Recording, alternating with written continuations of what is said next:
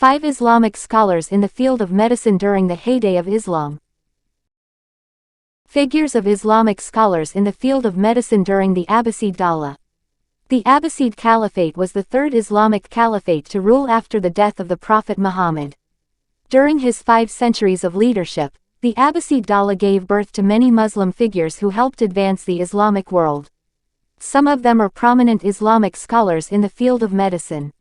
So, who were the medical scholars during the Abbasid Dawla and their works?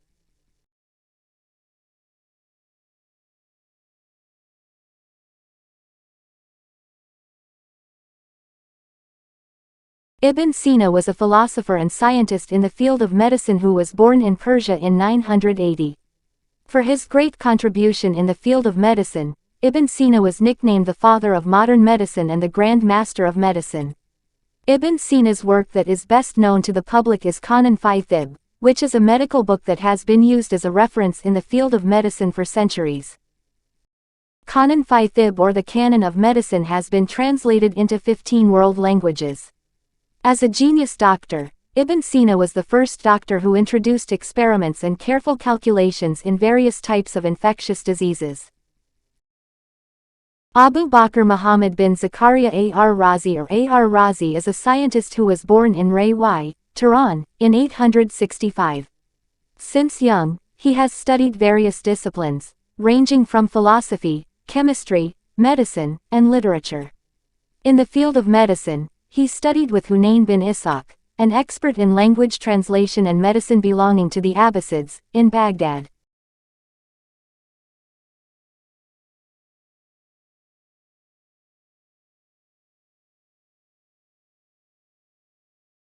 Abu al-Qasim Caliph ibn al-Abbas al-Zahrawi was a Muslim scientist who was born in 936 in the city of Azahara, close to Córdoba in Spain.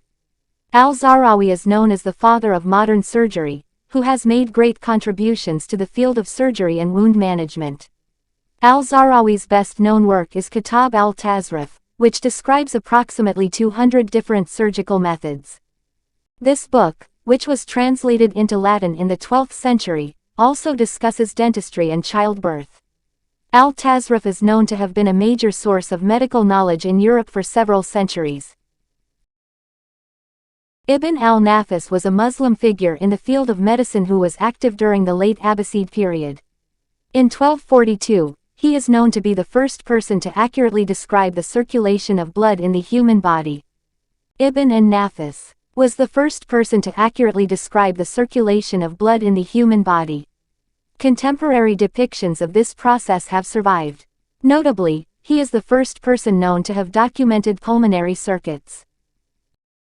Abu Zayd al-Baqi introduces the concept of mental health in the 9th century.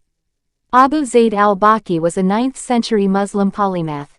His writings touch on various fields such as geography, medicine, philosophy, theology, politics, poetry, ethics, sociology, grammar, literature, and astronomy. He was born in 849 AD 235 AH, in the village of Shamizadian, in Balkh province, Persia, or what is now Afghanistan. He wrote more than 60 books and manuscripts. Unfortunately, most of the documents he wrote about have been lost over the years. Only a small part of his work survives in the modern era. Al-Baqi's most famous work is Masali al-Abdan wa al-Anfus, Sustenance for the Body and Spirit.